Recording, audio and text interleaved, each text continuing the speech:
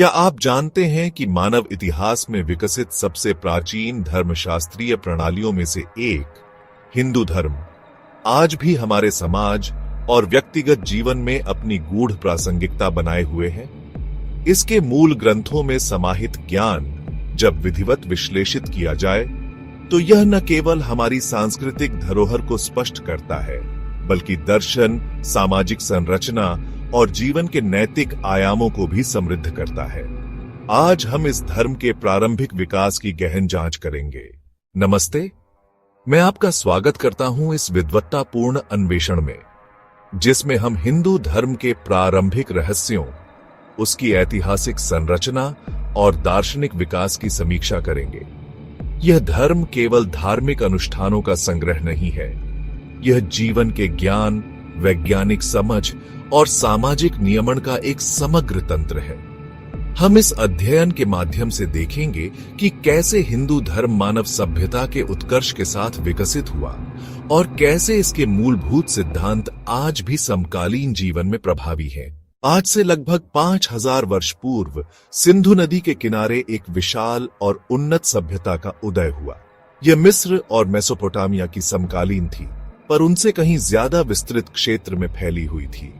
हड्डियप्पा और मोहनजोदड़ो जैसे इसके सुनियोजित शहर अपनी ग्रिड पैटर्न वाली सड़कों और उन्नत जल निकासी प्रणालियों के साथ एक अत्यंत संगठित समाज की गवाही देते हैं। यह भौतिक व्यवस्था उनके परिष्कृत आध्यात्मिक जीवन का ही एक प्रतिबिंब थी, जहां धार्मिक आचरण और प्रतीकात्मक संरचनाओं के माध्यम से एक गहरी आध्यात्मिक चेतना विकसित हो रही थी।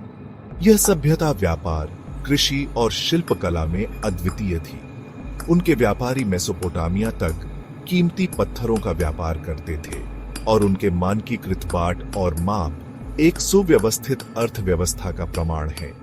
लेकिन इन भौतिक उपलब्धियों से भी ज्यादा रहस्यमयी और आकर्षक है उनकी धार्मिक प्रणाली। चूंकि उनकी लिपि आज तक पढ़ी ही नहीं जा सकी है, हमें उनके विश्वासों को समझने के लिए पूरी तरह से पुरातात्विक साक्ष्यों यानी खामोश कलाकृतियों पर निर्भर रहना पड़ता है। जल और प्राकृतिक तत्वों की पूजा उनकी आस्था का एक केंद्रीय घटक थी। इसका सबसे भव्य प्रमाण मोहनजोदड़ो का विशाल स्नानागार है।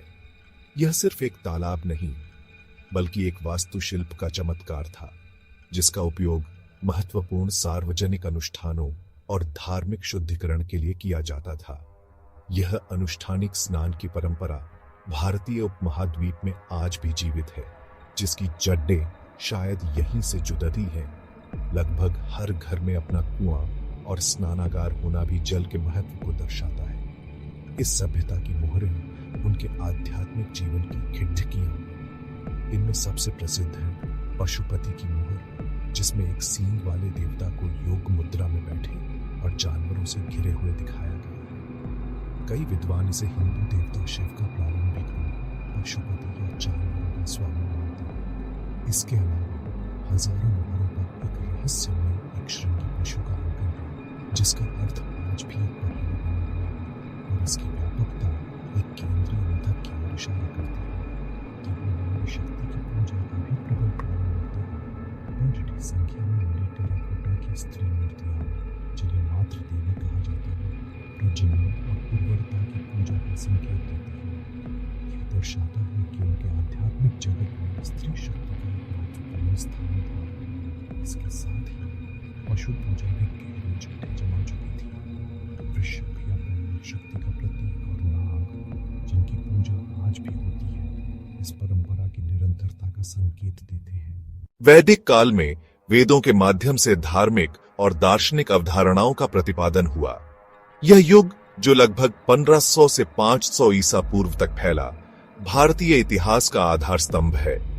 वेदों को श्रुति यानी सुना हुआ ज्ञान माना जाता है, जिसे ऋषियों ने गहरे ध्यान में प्राप्त किया। 4 प्रमुख वेद हैं: ऋग्वेद, सामवेद, यजुर्वेद और अथर्ववेद। ये ग्रंथ केवल धार्मिक पुस्तकें नहीं, बल्कि ज्ञान और जीवन के सिद्धांतों का एक विशाल भंडार है। सामाजिक संरचना में 4 वर्णों ब्राह्मण, क्षत्रिय, वैश्य और शूद्र का प्रतिपादन हुआ। ऋग्वेद के अनुसार ये वर्ण विराट पुरुष के विभिन्न अंगों से उत्पन्न हुए। ब्राह्मणों का कार्य शिक्षण, क्षत्रियों का रक्षा, वैश्यों का व्यापार तथा शूद्रों का सेवा करना था। प्रारंभिक वैदिक काल में यह व्यवस्था कर्म और गुण पर आधारित थी, न कि जन्म पर। यह केवल सामाजिक वर्ग नहीं, बल्कि प्रत्येक व्यक्ति के लिए निर्धारित नैतिक कर्तव्यों का मार्गदर्शन भी प्रदान करता था। यज्ञ और मंत्र अनुष्ठान इस काल के धार्मिक जीवन के केंद्र में थे। यज्ञ को देवताओं के साथ संवाद करने और ब्रह्मांडीय व्यवस्था को बनाए रखने का एक शक्तिशाली माध्यम माना जाता था। अग्निदेव को मनुष्यों और देवताओं के बीच का दूत माना जाता था, जो आहुतियों को उन तक पहुंचाते थे। शक्तिशाली मंत्रों के उच्चारण के साथ पवित्र अग्नि में घी और अनाज जैसी सामग्री अर्पित की जाती थी, जो समाज में नैतिक और आध्यात्मिक अनुशासन सुनिश्चित करते थे। वेदों में प्राकृतिक विज्ञान, गणित, खगोल शास्त्र और आयुर्वेद का उल्लेख यह प्रदर्शित करता है कि इस धर्म ने ज्ञान और आध्यात्मिक अभ्यास के समन्वय को महत्व दिया। शुल्ब सूत्र में यज्ञ वेदियों के निर्माण के लिए जटिल ज्यामितीय ज्ञान मिलता है।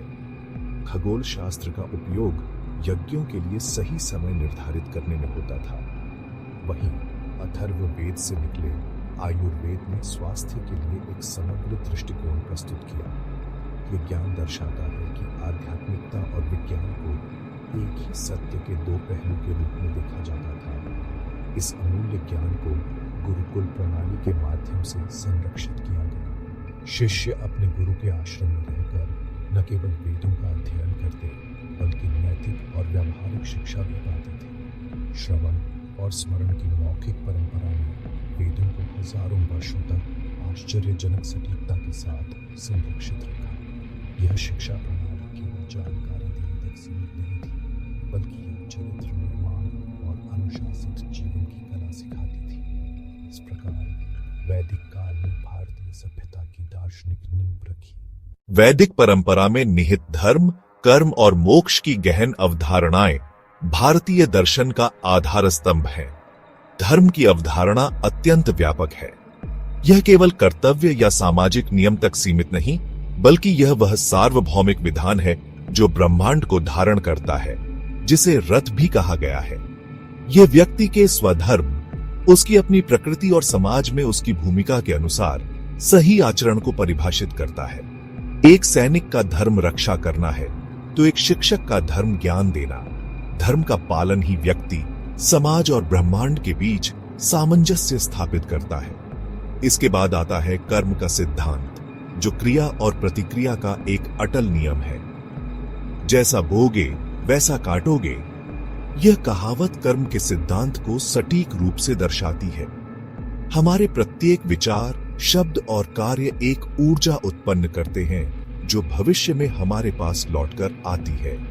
यह कोई भाग्यवादी सिद्धांत नहीं, बल्कि यह हमें अपने भाग्य का निर्माता बनाता है, क्योंकि हमारे वर्तमान कर्म ही हमारे भविष्य को आकार देते हैं। यह सिद्धांत हमें अपने कार्यों के प्रति जागरूक और उत्तरदायी बनाता है, क्योंकि हर क्रिया सामूहिक चेतना और सामाजिक ताने बाने पर भी अपनी छाप छोड़ती है, और इन सब का अंतिम लक्ष्य है मोक्ष।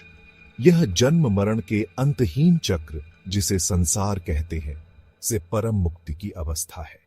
यह चक्र हमारी इच्छाओं, आसक्तियों और कर्मों से चलता है। मोक्ष वह स्थिति है जब व्यक्ति अपने वास्तविक स्वरूप आत्मन को पहचान लेता है और यह अनुभव करता है कि वह ब्रह्मांडीय चेतना ब्रह्म का ही अंश है।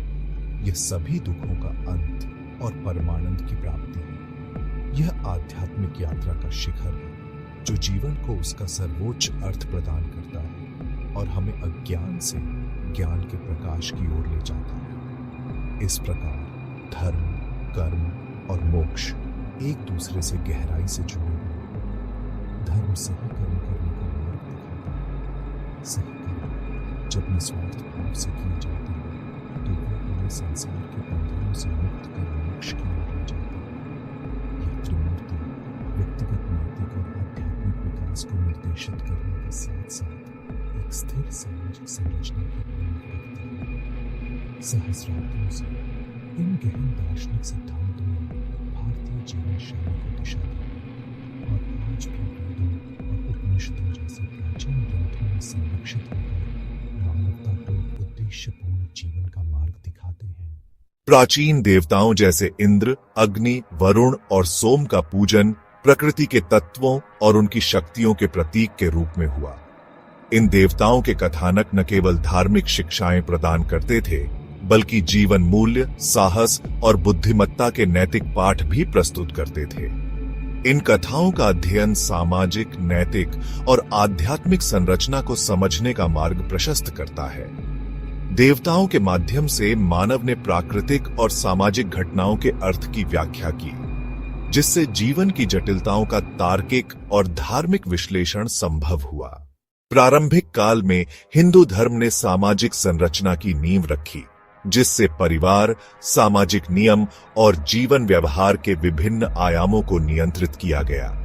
शिक्षा, चिकित्सा, न्याय और कला में धर्म के योगदान ने समग्र सामाजिक विकास को दिशा दी। यह केवल आध्यात्मिक प्रणाली नहीं, बल्कि सामाजिक और सांस्कृतिक स्थायित्व का आधार भी था। धर्म ने व्यक्तिगत और सामूहिक चेतना के विकास में महत्वपूर्ण भूमिका निभाई, जिससे समाज का नैतिक और दार्शनिक संतुलन स्थापित हुआ। ऋग्वेदा में 10,000 से अधिक मंत्र सम्मिलित है, जिनमें ब्रह्मांडीय और जीवन दर्शन संबंधी गहन ज्ञान निहित है। केवल उच्चारण करने से ही मानसिक और आध्यात्मिक ऊर्जा का अनुभव संभव होता है, जो आज भी योग और मंत्र साधना में प्रचलित है। इस प्रकार हमने प्रारंभिक हिंदू धर्म की ऐतिहासिक और दार्शनिक गहनता का अवलोकन किया। यह स्पष्ट हुआ कि धर्म केवल पूजा की क्रियाओं का समूह नहीं, बल्कि समाज, दर्शन और जीवन के मूलभूत सिद्धांतों का समग्र तंत्र है। अगली कड़ी में हम मध्यकालीन हिंदू धर्म के दर्शन और भक्ति, योग तथा सांस्कृतिक विकास के विभिन्न पहलुओं का विस्तृत विश्लेषण करेंगे। जुड़े रहिए हमारे अगले वीडियो के लिए, क्योंकि यह अन्वेषण और भी सूक्ष्म और विद्वत्तापूर्ण होगा।